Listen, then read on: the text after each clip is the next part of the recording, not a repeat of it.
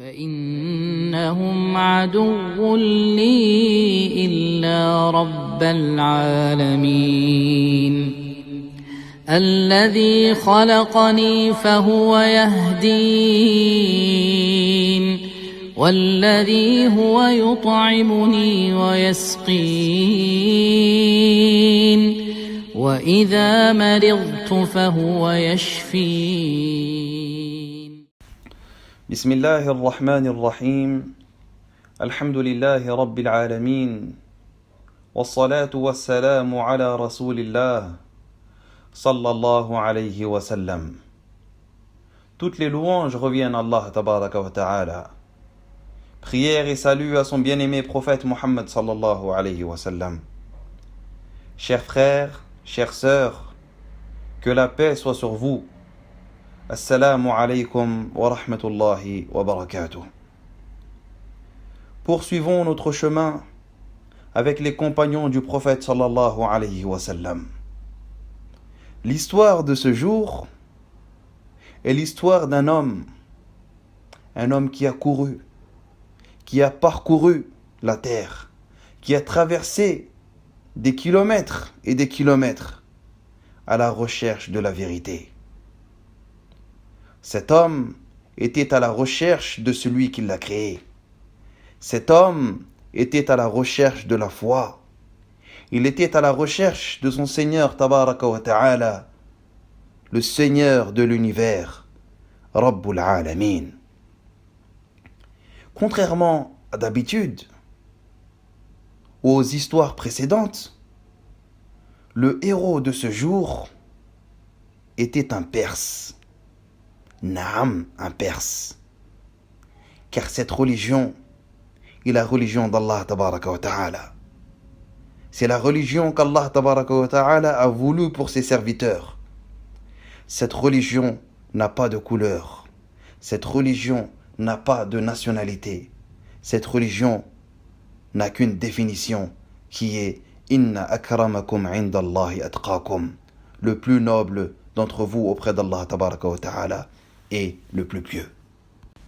Le héros de ce jour se nomme Salman al-Farisi. Avez-vous déjà entendu parler de Salman al-Farisi? Je vais vous raconter son histoire, Inch'Allah ta'ala. Salman al-Farisi était un jeune Perse. Il habitait dans un petit village que l'on nomme Asbahan. Son père était le chef de ce village. Il y était également l'habitant le plus riche. Dès la venue au monde de Salman al-Farisi, son père lui vouait un très grand amour. Cette affection paternelle augmentait de jour en jour, au point où il décida, par amour, de l'enfermer à la maison par crainte pour lui. Le peuple de Salman al-Farisi suivait Al-Majusiyya, qui est le fait d'adorer le feu. Salman était très engagé dans leur religion, au point de devenir un jour le seul responsable d'entretenir le feu qu'il adorait. Il s'occupait de ranimer la flamme pour qu'elle demeure allumée de jour comme de nuit. Le père de Salman al-Farisi possédait un grand terrain. Ce terrain rapportait une récolte abondante et le père de Salman prenait constamment soin et faisait la cueillette dans ce terrain. Un jour, ayant été retenu par quelques affaires, le papa de Salman fut dans l'impossibilité de s'y rendre. Il a donc décidé de s'adresser à son fils et lui a dit : « Oh mon fils, Ya Bunay, comme tu le vois, je ne pourrai pas m'occuper du terrain aujourd'hui. Je ne pourrai pas aller au travail aujourd'hui. Vas-y donc et prends-en soin à ma place. » Salman al-Farisi obéit à son père et décide de prendre la route pour cette destination. Sur la route, Salman al-Farisi passa à proximité d'une église. Il y entendit des voix ou les voix des fidèles pendant la célébration de la prière. Ceci a retenu l'attention de Salman al-Farisi, car il ne savait rien sur la foi chrétienne, il ne savait rien sur les autres religions également, comme il était pendant longtemps tenu éloigné des gens par son père. Ayant entendu les voix, Salman al-Farisi décida donc de pénétrer dans l'église pour voir ce qu'ils étaient en train de faire. Salman al-Farisi fut très impressionné et admiratif de leur prière, à un point où tout cela lui a donné envie d'embrasser leur religion. Il s'est dit, certes, cette foi est meilleure que la nôtre. Il décida donc de rester auprès d'eux jusqu'au coucher du soleil, oubliant totalement l'ordre de son père. Salman al-Farisi leur posa énormément de questions, et parmi ces questions, il demanda quelle est la religion ou quelle est l'origine de cette religion. Un homme lui répondit, elle provient de Bilad al-Sham, qui est actuellement la Palestine et la Syrie. À la nuit tombante, Salman al-Farisi rentra chez lui. Une fois arrivé, son père lui demanda « Oh mon fils, qu'as-tu fait de la journée aujourd'hui ?» Salman lui a répondu « Oh cher père, en allant au terrain aujourd'hui, en allant au travail, là où tu m'as demandé d'aller, je suis passé par des gens en train de prier dans leur église. Et j'ai été fasciné par leur religion. Je suis donc resté là-bas jusqu'au coucher du soleil. » Son père, une fois qu'il a entendu ça, il fut affolé. Il lui dit « Oh mon fils, ta religion, qui est celle de tes ancêtres, est meilleure que cette foi qui ne comporte aucun bien. » Salman lui répondit « Kalla wallah, oh non papa, leur religion est certainement meilleure que la nôtre. » Ces paroles, les paroles de Salman al-Farisi, effrayèrent son père, qui eut peur pour qu'il change de religion. Le papa décida à nouveau de cloîtrer son fils à la maison tout en lui enchaînant les pieds. Voilà donc Salman al-Farisi cloîtré dans sa maison. Mais quand Salman al-Farisi eut l'occasion, il envoya un message à un groupe de chrétiens, leur demandant d'être prévenus lors du prochain voyage en destination d'Ash-Sham. Peu de temps après, l'occasion se présenta à lui.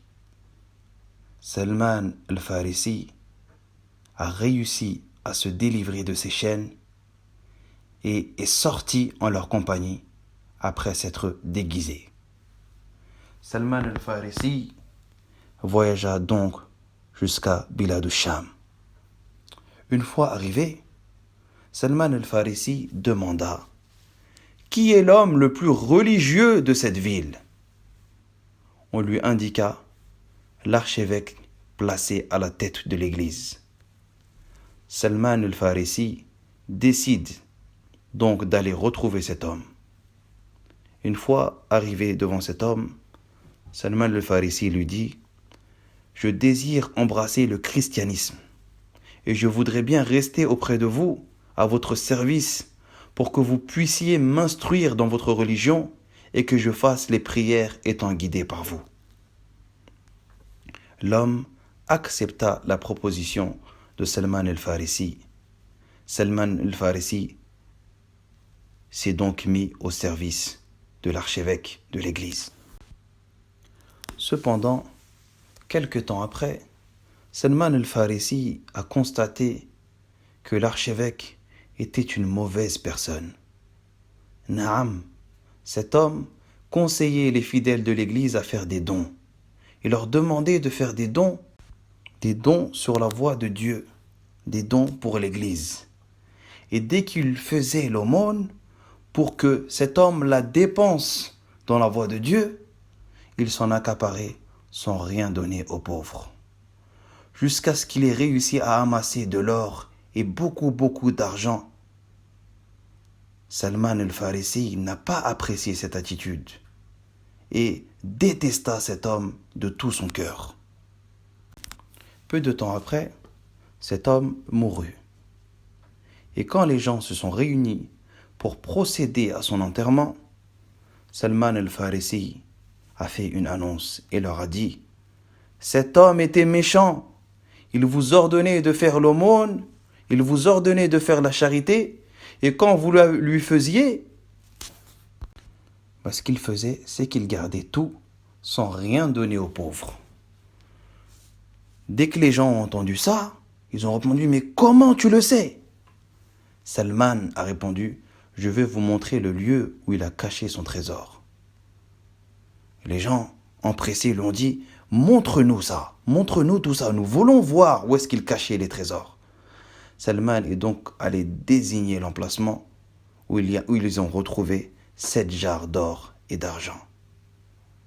Les fidèles de l'église, quand ils ont vu ça, ils ont dit « Par Dieu, nous n'allons pas l'enterrer. » Ils ont donc décidé de le crucifier et se mirent à le lapider, à lapider son cadavre, puis ils désignèrent un autre homme à son poste. Quand ils ont désigné un autre homme à son poste, Salman el-Farisi est parti voir cet homme et lui a demandé s'il pouvait rester auprès de lui. L'homme accepta. Salman el-Farisi est donc resté auprès de cet homme. Il s'est beaucoup attaché à cet homme, car il n'avait jamais vu un homme plus détaché de cette vie et attaché à l'au-delà. Il voyait cet homme adorer Dieu jour et nuit. Salman lui voua donc un profond amour et demeura à ses côtés pendant de longues années. Dans son lit de mort, dans le lit de mort de cette nouvelle personne, de l'archevêque, Salman lui dit « Ô un tel, tu es sur le lit de mort. Moi, j'ai besoin que tu me recommandes quelqu'un. Veux-tu me conseiller une personne comme toi, à laquelle je pourrais m'attacher après ton décès ?» L'homme répondit « Ô mon fils, je ne connais personne qui était de même ou sur la même discipline, sur le même chemin que le nôtre, à part un homme vivant à Mawsil, qui est un lieu en Irak. Il s'appelle un tel. Il n'a jamais accepté la modification ou la falsification dans la religion. Je te conseille, je t'ordonne donc d'aller le rejoindre. » À la mort de son compagnon, Salman alla donc rejoindre l'homme à Mawsil, à qui, une fois arrivé, il lui raconta son histoire, l'histoire de sa vie. Et Salman lui dit « Mon compagnon un tel m'a conseillé, avant de mourir, de te rejoindre. Et il m'a informé que tu étais encore attaché à la vraie discipline qu'il confessait. » L'homme lui répondit « Reste donc auprès de moi. » Salman séjourna chez lui et constata qu'il était un homme parfait. Mais peu de temps après, l'homme rendit l'âme. Mais avant sa mort, Salman, il a fait exactement la même chose qu'il a fait la première fois. Il est parti demander à cet homme. Il lui a dit « Oh un tel, par Dieu, tu es une personne parfaite et tu connais ma situation. À qui me recommandes-tu? Qui me recommandes-tu afin que j'aille rejoindre cette personne et que je reste auprès d'elle comme je l'ai fait avec toi ?»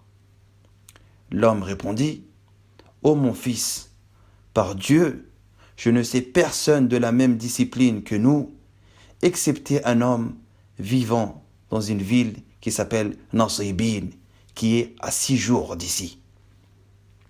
Cet homme s'appelle un tel.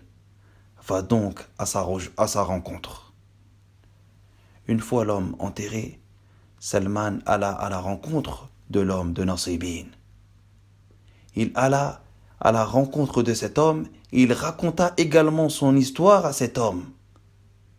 Et il lui expliqua que son ex-compagnon lui avait commandé de venir le voir. L'homme lui dit donc, reste auprès de moi, tu peux séjourner chez moi.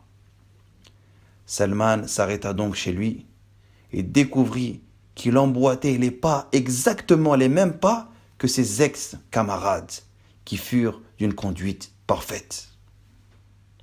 Mais cet homme cessa de vivre peu de temps après. Mais avant sa mort, Salman al-Farisi est parti lui demander et lui poser exactement la même question. Il a dit, « Cher homme, tu connais mon histoire, tu sais ce que j'ai vécu. J'ai besoin d'une recommandation.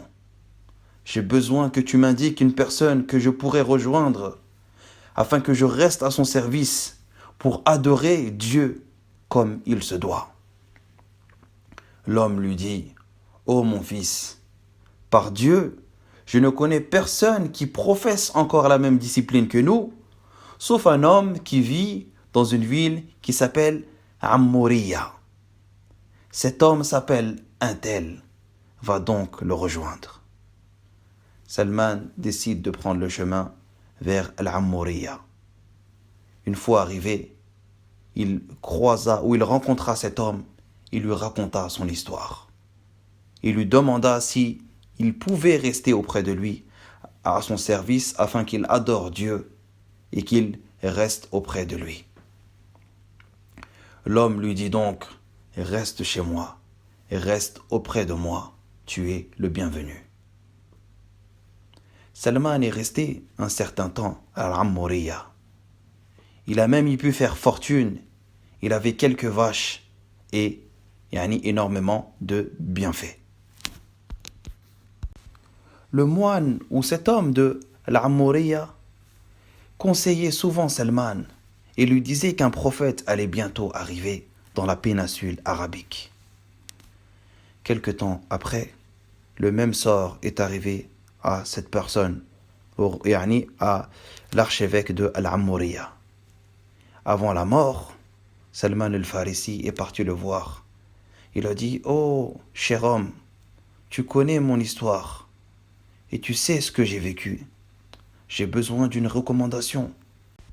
J'ai besoin de conseils. Vers qui je dois me diriger? Où dois-je aller ?» L'homme lui répondit, « Oh mon fils, je ne connais absolument personne sur cette terre qui se trouvait ou qui est toujours sur notre discipline. Mais c'est bien le temps de l'avènement d'un prophète qui va apparaître dans la péninsule arabique, cet homme dont je t'avais parlé. Il professera la religion d'Abraham et sera pourchassé par son peuple. Il migrera dans une ville peuplée de palmiers.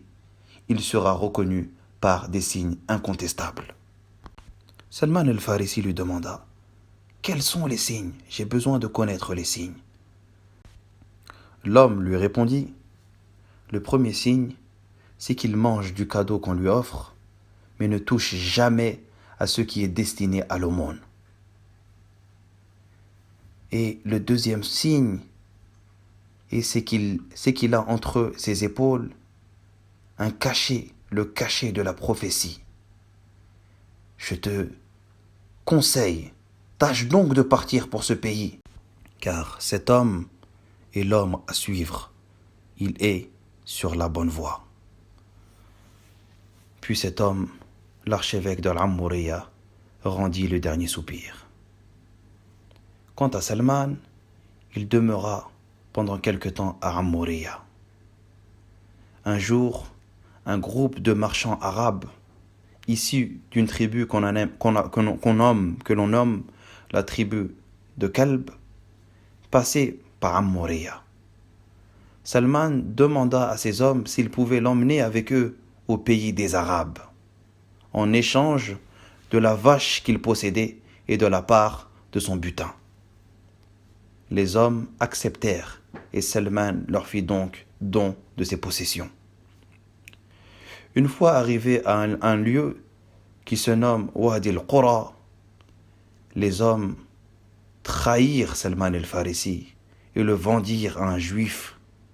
Le pauvre Salman s'est donc retrouvé vendu au service de cet homme. Peu de temps après, l'un de ses cousins, les cousins du maître de Salman, issus d'un lieu qui est à Médine, qui s'appelle Bani Quraïda, est venu lui rendre visite. Il acheta Salman et l'emmena avec lui à Médine, Médinatu Yathrib, à Yathrib, Médine. Une fois arrivé là-bas, Salman vit les palmeraies dont lui avait parlé son compagnon de Ammuriya.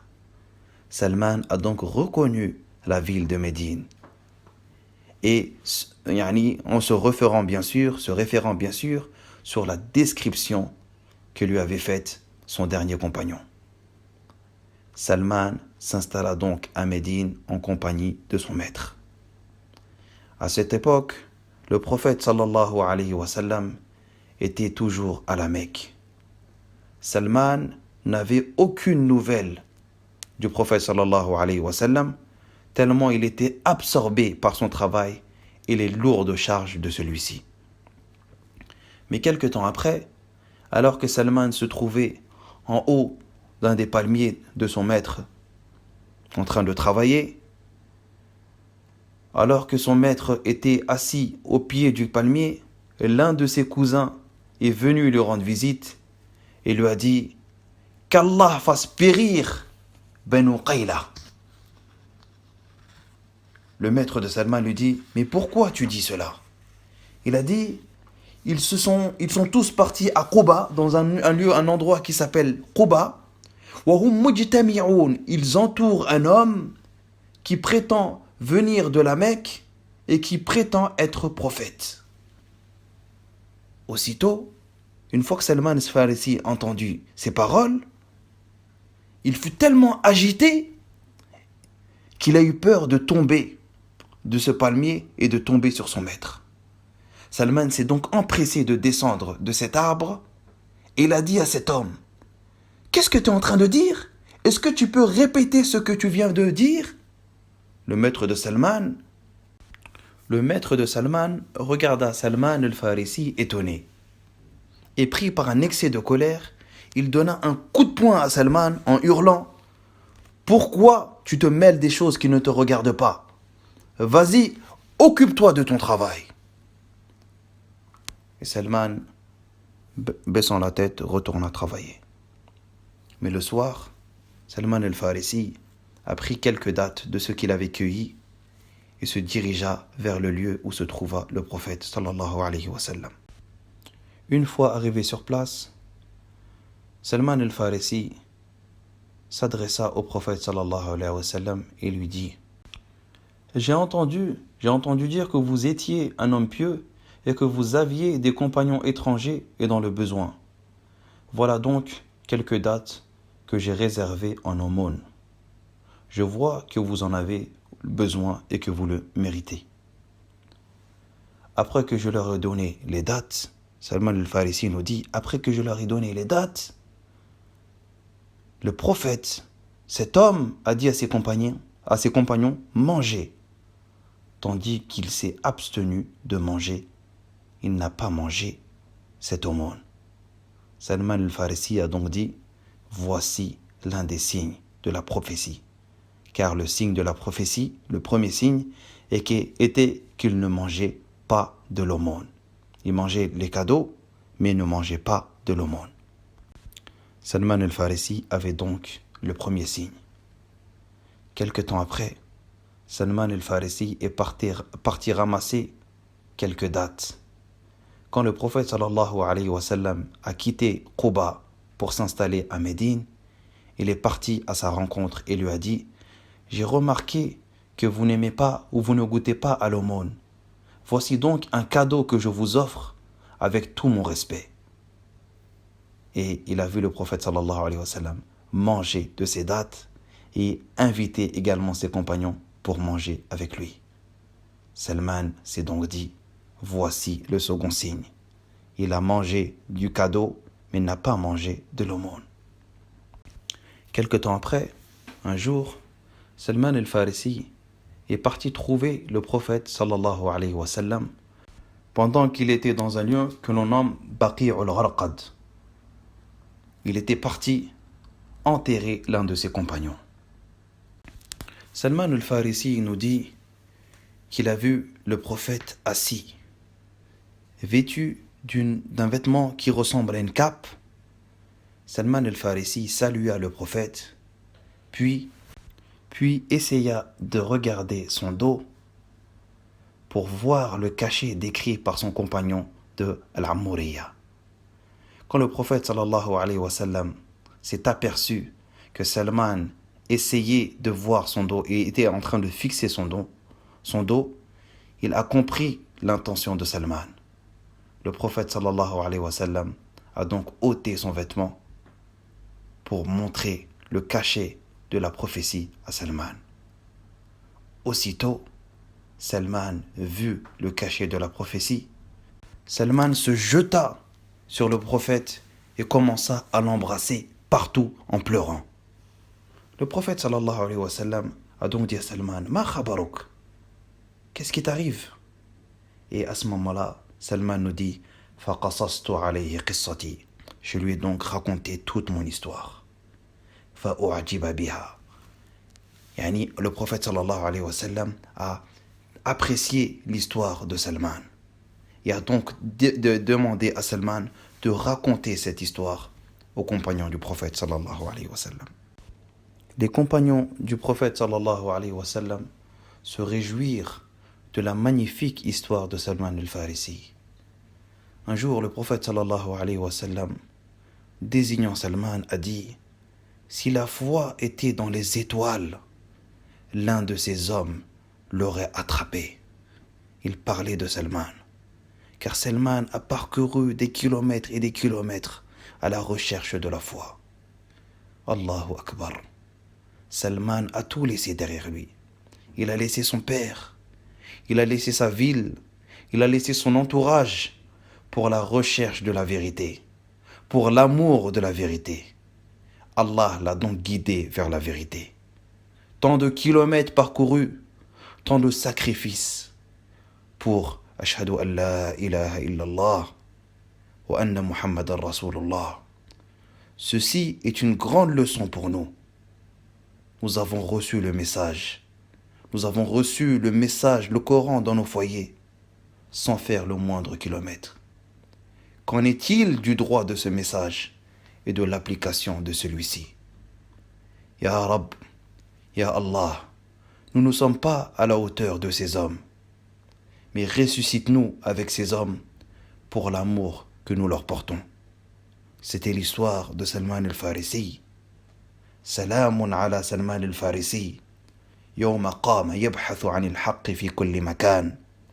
سلام على سلمان الفارسي يوم عرف الحق فآمن به أوثق الإيمان. سلام عليه يوم مات ويوم يبعث حيا. Que la paix soit sur Salman al-Farisi, que la miséricorde d'Allah tabaraka wa ta'ala soit sur lui, ainsi que sur tous les compagnons du prophète sallallahu alayhi wa sallam.